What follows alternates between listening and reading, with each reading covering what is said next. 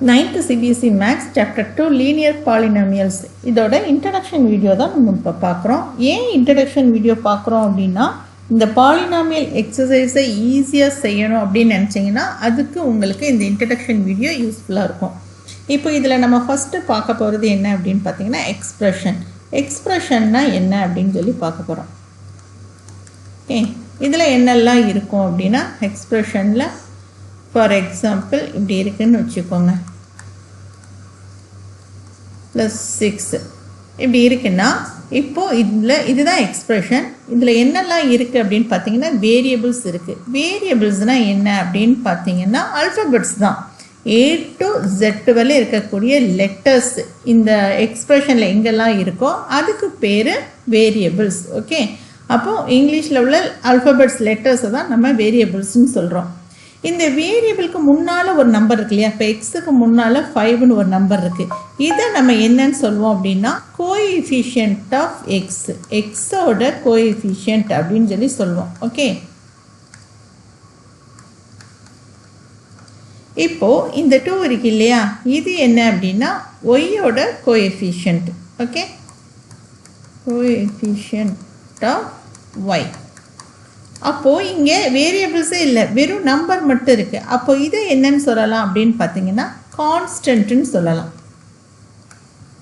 Okay, அப்போது ஒரு எக்ஸ்ப்ரெஷனில் என்னெல்லாம் இருக்குது, என்னெல்லாம் சேர்ந்தது ஒரு எக்ஸ்ப்ரெஷன் அப்படின்னும் போது வேரியபிள்ஸ் இருக்கும், கோஎஃபிஷியன்ட் இருக்கும், வேரியபிள்ஸ் இருக்கும், கோஎஃபிஷியன்ட் இருக்கும், ப்ளஸ் ஆர் மைனஸ் இருக்கும், கான்ஸ்டன்ட் டேர்ம் இருக்கும். இது எல்லாம் சேர்ந்ததுக்கு பேர் தான் எக்ஸ்ப்ரெஷன். ஸோ எக்ஸ்ப்ரெஷன்னா என்னன்றதை நம்ம தெளிவாக பார்த்துட்டோம்.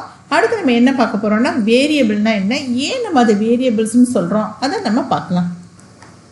வேரியபிள்ஸ்னால் என்னன்னு பார்க்க போகிறோம். இப்போ ஃபார் எக்ஸாம்பிள் 100x + 50y + 10 இப்படின்னு சொல்லிட்டு ஒரு எக்ஸ்ப்ரெஷன் இருக்குது. இப்போது இதில் 100 அப்படிங்கிறது என்ன அப்படின்னு பார்த்தீங்கன்னா 1 கிலோ ஆப்பிளோட ரேட்டு.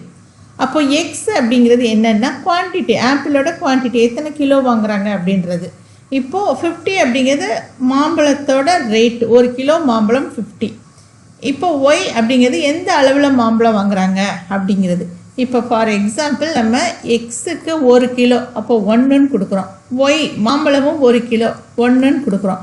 அப்போ அதோட ரேட்டில் என்ன மாதிரியான டிஃப்ரென்ஸ் இருக்குது அப்படின்னு பார்த்தோம்னா 100 × எக்ஸ் இருக்க இடத்துல 1 ப்ளஸ் ஒய் இருக்க இடத்துலையும் 1 + 10.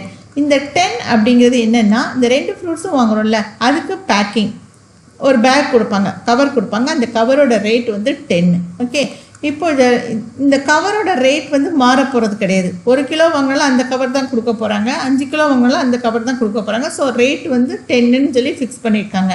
இப்போ இதை மல்டிப்ளை பண்ணிங்கன்னு வச்சுக்கோங்க, 100 × 1 100 தான், 50 × 1 50 தான், + 10. இதோட ரேட் என்ன அப்படின்னு பார்த்தீங்கன்னா 160.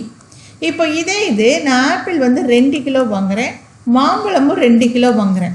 அப்போது அந்த XY இருக்கக்கூடிய இடத்துல நம்ம என்னென்னு எழுத போகிறோம், எக்ஸ் இருக்கக்கூடிய இடத்துல 2, ஒய் இருக்கக்கூடிய இடத்துலையும் 2, ஏன்னா மாம்பழமும் நான் 2 கிலோ தான் வாங்குகிறேன். இப்போது + 10 இந்த கவரோட ரேட்டு. இப்போ இதில் மல்டிப்ளை பண்ணுங்கள் 200ன்னு கிடைக்கும், இதை மல்டிப்ளை பண்ணிங்கன்னா 100ன்னு கிடைக்கும், + 10. இப்போ இதோட வேல்யூ என்னவா கிடைக்கிது அப்படின்னு பார்த்தீங்கன்னா 310. அப்போது இந்த வேல்யூ மாறுறது எதால் மாறுது அப்படின்னிங்கன்னா இந்த வேரியபிளால் மாறுது. எத்தனை கிலோ வாங்குகிறோம் அப்படின்றத பொறுத்து தான் நம்மளோட அந்த காஸ்ட்டு வந்து இருக்குது. ஓகே, எவ்வளோ விலை நம்ம கொடுக்கணும் அப்படிங்கிறது எதை பொறுத்து இருக்குது, எத்தனை கிலோ மாம்பழம் வாங்குகிறோம், எத்தனை கிலோ ஆப்பிள் வாங்குகிறோன்றதை பொறுத்து தான் நம்மளோட ரேட் இருக்குது. அதனால தான் இதுக்கு பேர் வேரியபிள்ஸ். ஓகே, இப்போ நம்ம வேரியபிள்ஸ்னால் என்ன அப்படின்றத பார்த்துட்டோம். அடுத்து நம்ம பார்க்க போகிறது பாலினாமியல்ஸ்னால் என்னன்னு நம்ம பார்க்க போகிறோம். ஸோ பாலினாமியல்ஸ்னால் என்ன அப்படின்னு பார்த்தோம்னா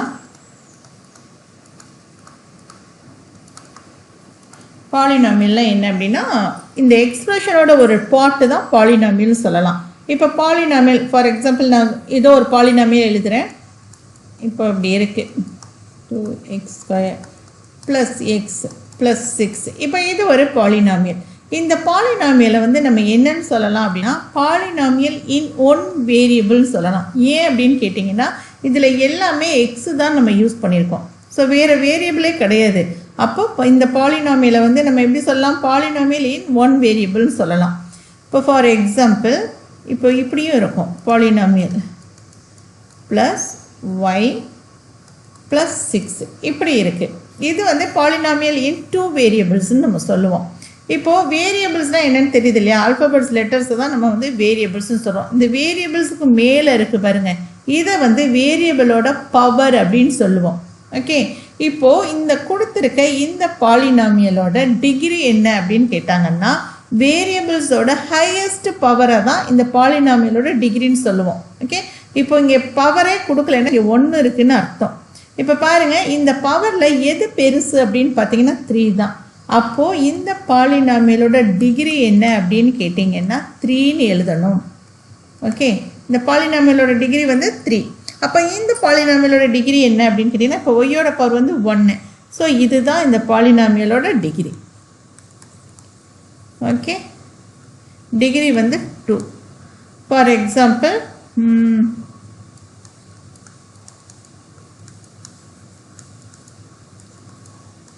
இப்படி இருந்துச்சுன்னா இந்த பாலினாமியலோட டிகிரி என்ன அப்படின்னு கேட்டிங்கன்னா இதுதான் ஹையஸ்ட் பவர். ஸோ டிகிரி வந்து நம்ம 4ன்னு எழுதணும். ஓகே, இப்போ டிகிரினா என்னன்னு தெரியுது, ஒரு பாலினாமியலோட டிகிரினா என்ன அப்படின்னு தெரியுது. சரி, பாலினாமியலையே நம்ம எத்தனை டைப்ஸாக நம்ம சொல்லலாம் அப்படின்னு பார்த்தீங்கன்னா இந்த பாலினாமியலோட டிகிரி இந்த பவரை வச்சு நம்ம அதை செப்பரேட் பண்ணலாம். அது எப்படின்னு நம்ம பார்க்கலாம். பாலினாமியல் இருக்கு இல்லையா, அதோட டிகிரியை அந்த பவர் இருக்குல்ல, வேரியபிள்ஸோட பவரை பேஸ் பண்ணி பாலினாமியலை எத்தனை டைப்ஸாக நம்ம சொல்லலாம் அப்படின்னு பார்த்தீங்கன்னா இப்போ ஃபார் எக்ஸாம்பிள் இப்போ இப்படி இருக்குது 4x ப்ளஸ் ஒய் ப்ளஸ் 1. இப்போது இந்த வேரியபிள்ஸோட பவர் மேக்ஸிமம் பவர் என்னன்னு கேட்டிங்கன்னா 1 தான். ஓகே, இந்த மாதிரி இருந்துச்சுன்னா இந்த பாலினாமியலை நம்ம என்னன்னு சொல்லலாம்னா லீனியர் பாலினாமியல் சொல்லலாம். பாலினாமியல் இது லீனியர், ஏன்னா லீனியர்னு சொல்லிட்டாலே அதோட வேரியபிள்ஸோட ஹையஸ்ட் பவரே 1ஆக தான் இருக்கும். ஓகே, நெக்ஸ்ட்டு வந்து நம்ம என்ன சொல்லலாம் அப்படின்னு பார்த்தீங்கன்னா இப்போ 4x² ப்ளஸ் ஒய் ப்ளஸ் 6 இப்படி இருக்குன்னா இப்போ இந்த வேரியபிளோட ஹையஸ்ட் பவர் என்ன அப்படின்னு பார்த்தீங்கன்னா 2. அப்போது இந்த பாலினாமியலை நம்ம என்ன சொல்லலாம் அப்படின்னா குவாட்ராட்டிக் பாலினாமியல்னு சொல்லலாம். ஓகே, இந்த பாலினாமியலை நம்ம குவாட்ராட்டிக் பாலினாமியல்ஸ்னு சொல்லலாம். ஏன்னா இதோட ஹையஸ்ட் பவர் என்னவா இருக்குது, 2வாக இருக்குது. குவாட்ராட்டிக் பாலினாமியல் இது எல்லாமே நம்ம அந்த பவரை பேஸ் பண்ணி தான் இந்த டைப்ஸ் எல்லாம் நம்ம சொல்கிறோம். நெக்ஸ்ட்டு வந்து 3y³ ப்ளஸ் 6 இப்படி இருந்துச்சுன்னு வச்சுக்கோங்க. இந்த வேரியபிளோட ஹையஸ்ட் பவர் என்னது 3. ஓகே, அப்போது இதை நம்ம எப்படி சொல்லலாம் அப்படின்னா கியூபிக் பாலினாமியல்னு சொல்லலாம். பாலினாமியல் இப்போ இதெல்லாம் எதை பேஸ் பண்ணியிருக்கு, வேரியபிள்ஸோட பவரை பேஸ் பண்ணியிருக்கு.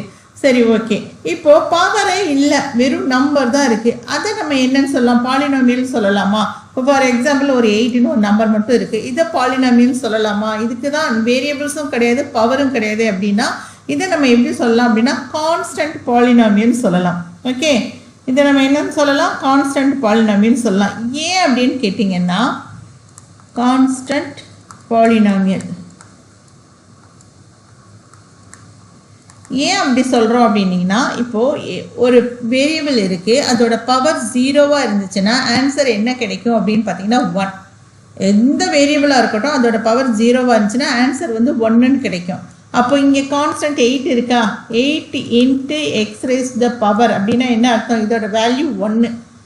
x⁻⁴ இதோட வேல்யூ வந்து என்னது 1ன்னு எடுத்துக்கிறோம்.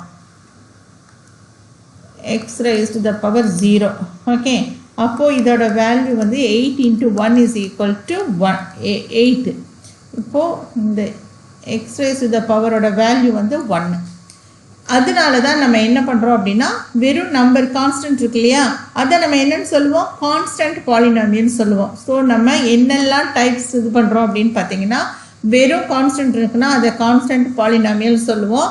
பவர் வந்து 1ஆக இருந்துச்சுன்னா அதை வந்து நம்ம லீனியர் பாலினாமியல்னு சொல்லுவோம். அடுத்து பவர் 2ஆக இருந்துச்சுன்னா குவாட்ராட்டிக் பாலினாமியல்னு சொல்லுவோம். பவர் வந்து 3ஆக இருந்துச்சுன்னா நம்ம கியூபிக் பாலினாமியல் சொல்லுவோம். ஓகே, இதெல்லாம் எதை பேஸ் பண்ணியிருக்கு? பவரை பேஸ் பண்ணி நம்ம இந்த டைப்ஸை வந்து நம்ம பிரிக்கிறோம். இப்போ அதே மாதிரி டேர்ம்ஸ்னால் என்ன அப்படின்னீங்கன்னா, இப்போ ஒரு எக்ஸ்ப்ரெஷன் இருக்குதுன்னு வச்சுக்கோங்களேன். இப்போ இந்த மாதிரி இருக்குது. ஓகே, இதையே எடுத்துக்கலாம். y + 6 இருக்குன்னா, இப்போ இந்த ப்ளஸ் மைனஸ் இதுக்கு முன்னால் இருக்கிறது ஒரு டேர்ம், இந்த ப்ளஸ்ஸுக்கு அப்புறம் இருக்கிறது ஒரு டேர்ம், இது ஒரு டேர்ம். ஸோ டேர்ம்னா என்னன்னு தெரியுது இல்லையா? ஸோ இந்த டேர்ம்ஸை பேஸ் பண்ணி நம்ம பாலினாமியலை எத்தனை டைப்பாக பிரிக்கலாம்? ஒரே ஒரு சிங்கிள் டேர்ம் இருக்குது அப்படின்னா அந்த பாலினாமியலை என்ன சொல்லலாம்னா, ஃபார் எக்ஸாம்பிள் இப்படி இருக்குது அப்படின்னா இதை நம்ம வந்து மோனோமியல் சொல்லலாம். இதை எப்படி சொல்லணும்? மோனோமியல். ஏன்னா ஒரே ஒரு டேர்ம் மட்டும்தான் இருக்குது. இது எல்லாமே மோனோமியலுக்கு நம்ம எக்ஸாம்பிளாக சொல்லலாம். ஓகே, இது எல்லாம் மோனோமியல். அடுத்து நம்ம 2 டேர்ம் இருக்குதுன்னு வச்சுக்கோங்களேன். அதை நம்ம எப்படி சொல்லலாம் அப்படின்னா பைனாமியல்னு சொல்லணும். ஸோ 2 டேர்ம்ன்றது வந்து ஃபார் எக்ஸாம்பிள் 4xy + 5z இப்போ இருக்குன்னா இந்த ப்ளஸ் இருக்கு இல்லையா, ப்ளஸுக்கு இந்த சைடு ஒரு டேர்ம் இருக்குது, இந்த சைடு ஒரு டேர்ம் இருக்குது. ஸோ 2 டேர்ம் இருக்குது. 2 டேர்ம் இருந்துச்சுன்னா இதை நம்ம என்னன்னு சொல்லுவோம்? பைனாமியல்னு சொல்லுவோம். இது வந்து மோனோமியல். ஓகே, இப்போ இது பைனாமியல். அப்போது இந்த இதை வந்து நம்ம பைனாமியல்னு சொல்லுவோம். ஏன்னா இதில் வந்து 2 டேர்ம்ஸ் இருக்குது. 2 டேர்ம் எப்படி நம்ம செப்பரேட் ஆகுது? ப்ளஸ் மைனஸ்க்கு முன்னாடி இருக்குது, பின்னாடி இருக்குது. அந்த மாதிரி தான் நம்ம டேர்மை பிரிப்போம். இப்போது இதுக்கு வேறு ஒரு எக்ஸாம்பிள் சொல்லலாம் அப்படின்னு பார்த்தீங்கன்னா 2x + y. இப்போ பாருங்கள், ப்ளஸுக்கு முன்னால் இது ஒரு டேர்ம், இது ஒரு டேர்ம். ஸோ பைனாமியல்ன்றது 2 டேர்ம் இருக்கும். அதே மாதிரி ட்ரைனாமியல்னால் என்னென்னா அதில் 3 டேர்ம் இருக்கும். Okay, trinomial. இப்போ 3 டேர்ம் இருக்கும்னா இதுக்கு ஒரு எக்ஸாம்பிள் பாருங்கள். 3y² + 4z + 5.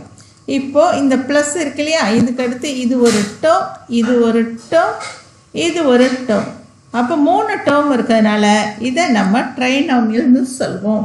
அடுத்து 4 டேர்ம், 5 டேர்ம் இதெல்லாம் இருக்கும். இதெல்லாம் நம்ம பாலினாமியல்ஸ்னு சொல்லிடலாம்.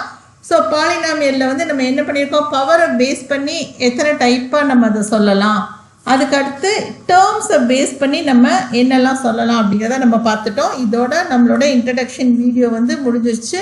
அடுத்து நம்ம என்ன பார்க்க போகிறோம் அப்படின்னா எக்ஸசைஸ் 2.1, 2.2 இதெல்லாம் எப்படி ஈஸியாக செய்கிறது